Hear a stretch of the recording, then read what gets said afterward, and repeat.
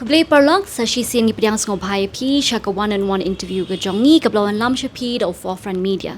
But hakan ni kenti metasi ngadon berundang yang lam jong kaliang bersya Dr. Mukul. Sang ma banyak keren bengi halor kimat beper ki day but ka jingti be anyu do yong but ru kumju halor ki kam politics hagajala. So thank you so much sir for agreeing to do this with us and of course, we have so many questions for you, especially the mysterious disappearance of the 4,000 metric tons of coal. Regarding that issue, sir, we know that you've been very vocal on the issue of illegal coal mining and transportation in the state. What do you have to say about this mysterious disappearance of this coal? See, I have to share with you with utmost sense of responsibility and similar amount of concern, because this is not the first instance. Similar thing has happened in respect of rather larger quantity of coal which was deposited in West Gentia Hills. There was a disappearance of the coal. And that similar disappearance took place. And when I have looked at the whole things, how they have probably, in fact, how it could have been possible with that huge quantity of coal disappearing, unless there is a complicity of the people who are in authority. Every such instance of illegality pertaining to coal mining, if it comes to the notice of the government, the authorities concerned have to take cognizance of this illegality. I have seen that these were part of the scripted modus operandi that has been enacted in order to facilitate this kind of illegalities with impunity. Now, therefore, this recent disappearance is not something which is really surprising for me. It doesn't come as a surprise for me. But I think it is only an indicative of the need for the authorities concerned to take cognizance of this development and further stringently verify physically whether same thing is happening in respect of all those coal which has been inventorized and reflected in the inventory, eventually for the submission of the Honorable Supreme Court, and also those quantities of coal which were through the provision of the law which were auctioned by the concerned authorities, whether they are still there or similar disappearance have taken place. Sir, I just wanted to ask about the remark made by a cabinet minister regarding blaming rain for washing away the missing 4,000 ton, triggering a series of memes on social media.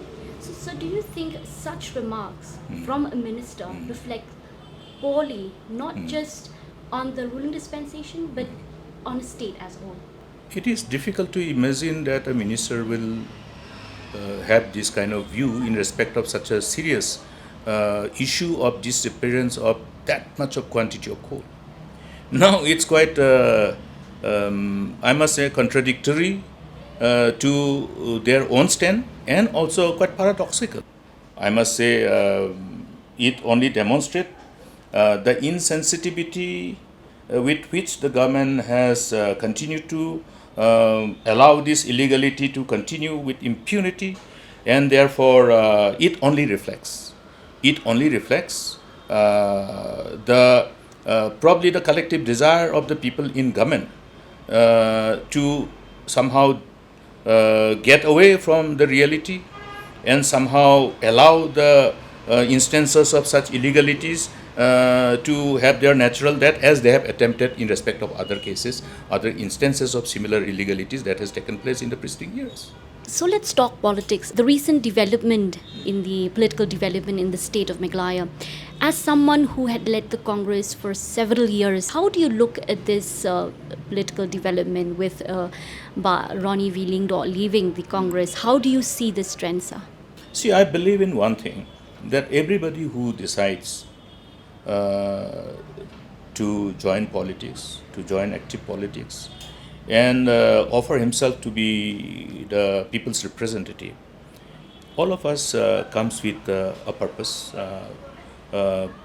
All of us know as to how things will unfold. because politics is something which is very different from other. It's not like any other activity. It's one of the most challenging profession. Once you enter into politics, I don't see people, somehow retiring from politics, because you have multitudes of people who are associated with you. So the responsibility towards people remain, and therefore how people look at that responsibility will determine how we navigate our courses, our scripted path ahead. And therefore I must only share this concern that I hope everybody, whoever has assumed upon ourselves the responsibility of serving the people, protecting the interests of the people, protecting the interests of the state, do it in right earnest, and that must be the priority. Now, sometimes to achieve that, we do affiliate ourselves and align ourselves with political parties.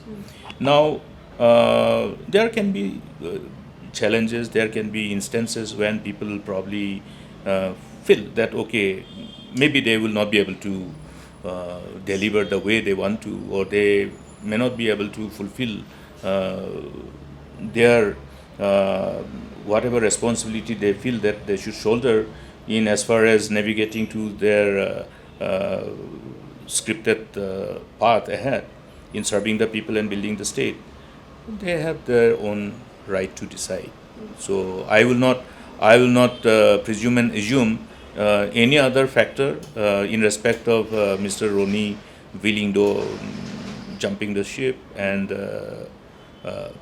therefore other than that I would like to limit my comment. So we know that now in the assembly, the Congress has no MLA anymore because the 4 MLAs that Congress had is now defected to the NPP.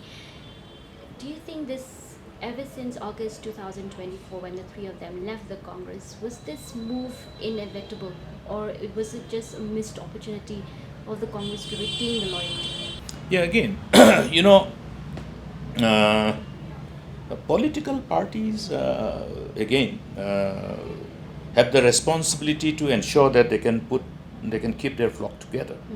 And obviously Congress has its own organizational network, the structure, and therefore it is expected upon that Congress could do it, and Congress should have done it. But if they have failed, then for whatever reasons, I would not like to comment on that. In 2021, you, along with 11 other MLAs from the Congress, defected and joined the TMC at that time. Do you think this move by Roni and the 3 other MLAs, could it be because of the same reason, or would you say that the context is different? I'm sure context is different, because see, we did not march into a new political party for nothing. We did it with a purpose. And our case is completely different, because we did not march with a party which is in power. We remain in opposition. We decided to remain in opposition. So this is the difference between the two development. Now, in the instant case is that the person in question has marched with a party which is in government. So that's the difference. So now in the opposition, with no Congress in the picture now, the opposition now has been reduced, the number. And how confident are you to lead the opposition and to stand strong and stand firm? You see, our democracy is vibrant. And it also depends on all of us how to ensure that our democracy remains vibrant, because we are integral part of our democratic system. And today, at least, I shall definitely somehow express my deep sense of appreciation towards our people. Our people have demonstrated their wisdom to elect people belonging to different political parties. Today, even in the present house, you have MLAs coming from different political parties. You have number of regional political parties, and out of these different political parties, some of the political parties have decided to be part of the government. They have gone, but we have remained in opposition. And then in the initial stage, we almost formed the government, an alternative government, but it didn't happen because of whatever reasons then. But today, I think you still have two political parties in opposition. You have, along with us, you also have the VPP, and I don't think the opposition, under the present circumstances, are shying away from our responsibilities, and we remain committed to serve our people with utmost sense of commitment, dedication, sincerity, and we would like to see that whatever we do ultimately contributes to a better future for the state. And therefore, um, uh, these two political parties, 4 BPP MLAs and 5 TMC MLAs, I think we are good enough, we are strong enough. And then, as far as the responsibility of the opposition, we will see that with double vigor we will work. And of course, we will lose one member, but then that is the reality of today's political scenario, the ecosystem, because the political dynamics have changed over the last few decades. Of course, AICC has stated that, has actually termed use the word shopping spree. NPP is on a shopping spree. Do you agree with the allegations that the NPP is using state missionaries to influence these defection, to engineer these defection for political consolidation? I have just said that the whole political dynamics have changed over the years. And whether these political dynamics are good for the people or not is up to the people to see and have their own conclusion by using their own respective wisdoms. I have full confidence in the wisdom of our people, and they will definitely draw a conclusion and act upon accordingly. Now, therefore, when I say that, yeah, political dynamics have changed, you have seen it in 2018. Yes. Within 2 months, you have seen one of our MLAs resigning. Mr. M.M. Dango resigning after the election, who has been elected as a Congress MLA, resigned. Then he decided to be with NPP, and he contested from NPP. Of course, he lost though, but then that is the trend of the new political dynamics which unfolded over the years. I have, at that point of time, cautioned people, look at what is going to happen if you allow these political dynamics to happen. Now, how will you insulate the state from this kind of unpredictability that unfolds over the years in our given democratic system because of these new political dynamics and how it affects? Because, see, what is important is that if things are good and people are joining because good things are happening, I will agree that, yeah, I think they are taking a right conscious decision. But it is contrary, because if you go one by one, the irregularities where you are bound to be somehow equally as any other responsible citizen be concerned of. I think there are many instances of similar thing happening. You are seeing what is happening to Garo's Autonomous District Council. The Garo's Autonomous District Council not being able to pay a salary for last 42 months. They are somehow in some peaceful demonstration since 7th of this month. Till now, no response. No response which reflects insensitivity towards how important the provision of the 6th schedule of Constitution of India is towards the interests of our people.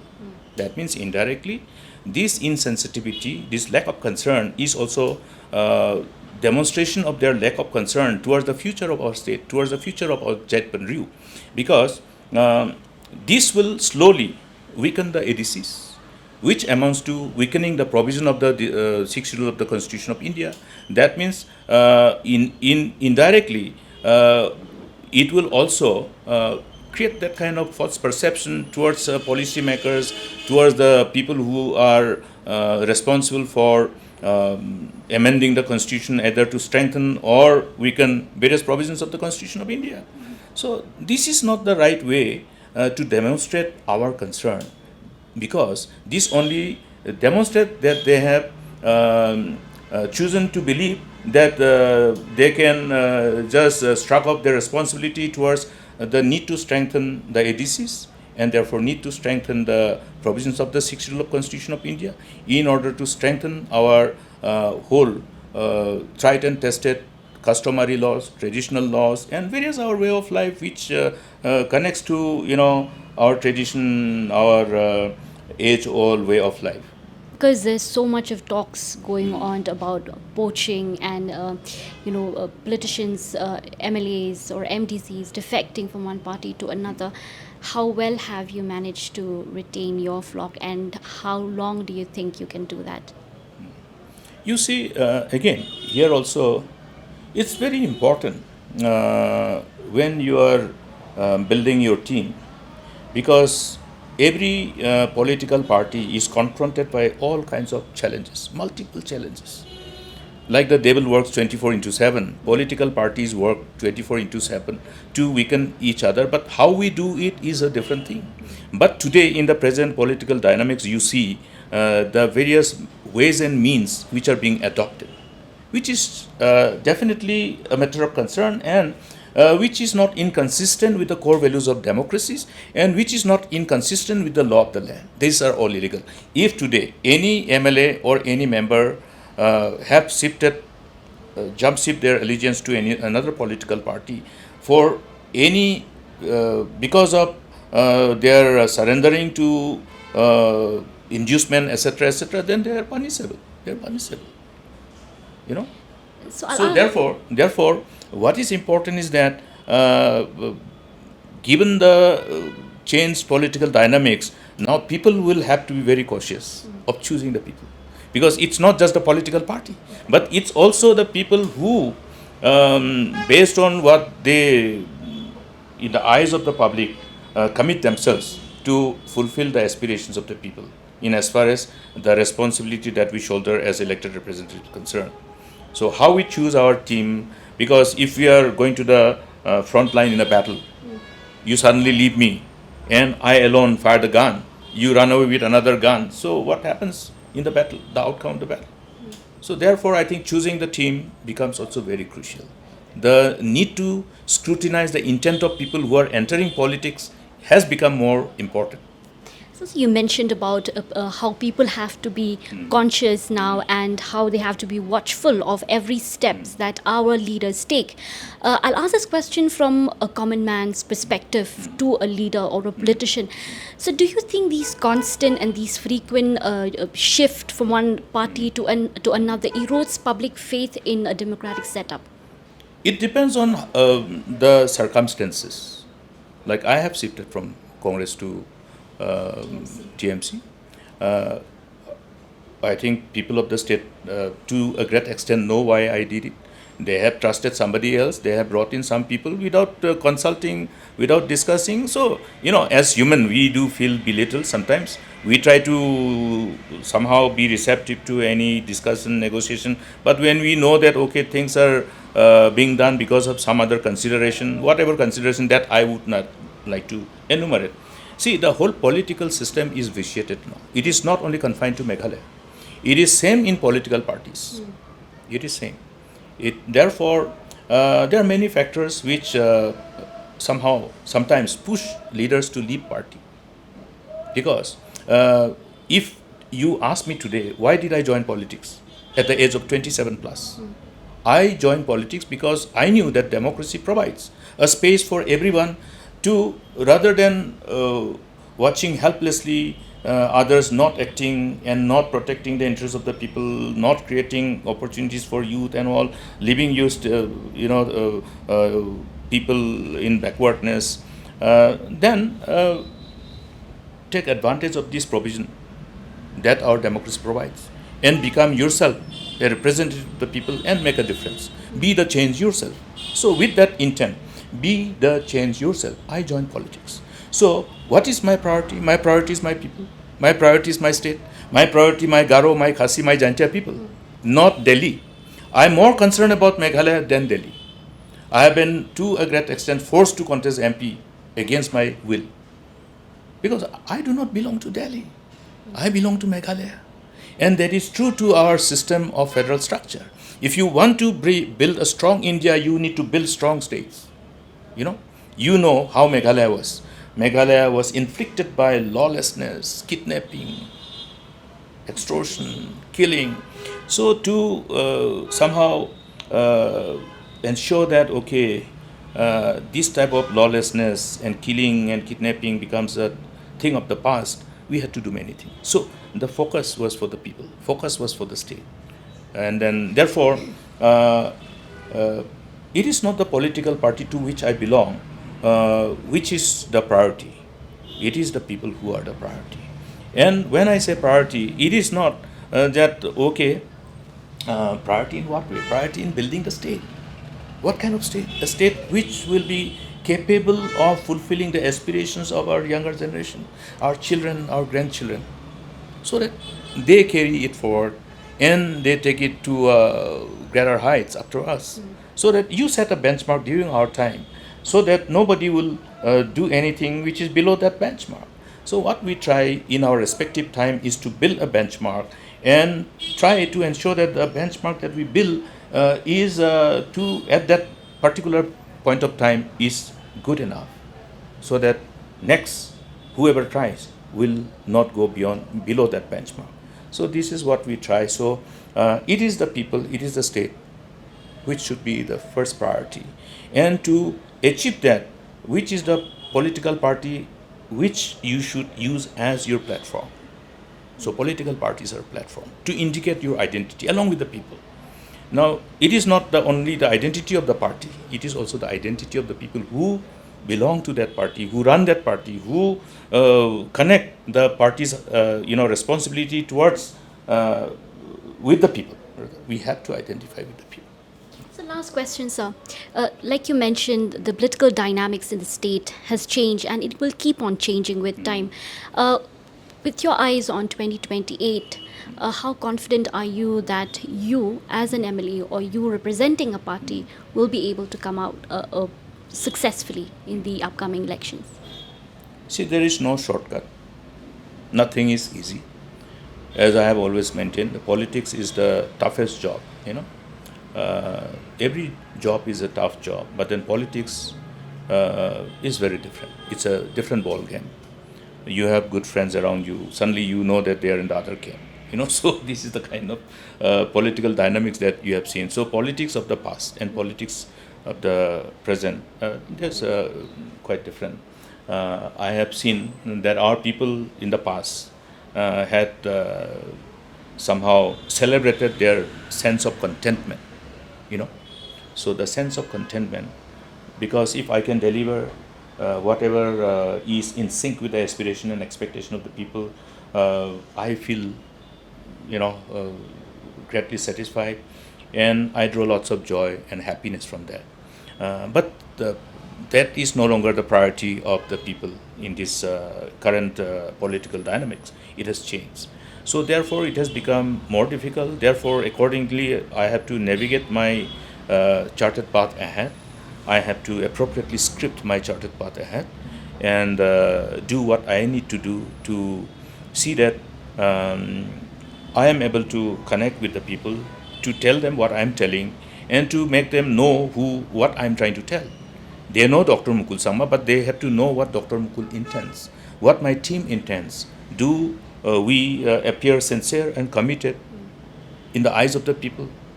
That they will definitely somehow see that this team led by me is dependable, trustworthy, and can deliver, will be honest in scripting the charted path ahead for the future generation in the light earnest, in sync with the aspiration and expectations of our generation next. All these things will determine my approach, and therefore my way of doing things, obviously, I am thinking, meditating, planning, and scripting my charted path, because I have no other intent but to continue to serve my people, serve this beautiful state, build this beautiful state, so that you leave behind a state where as you look back subsequently you will have no worries.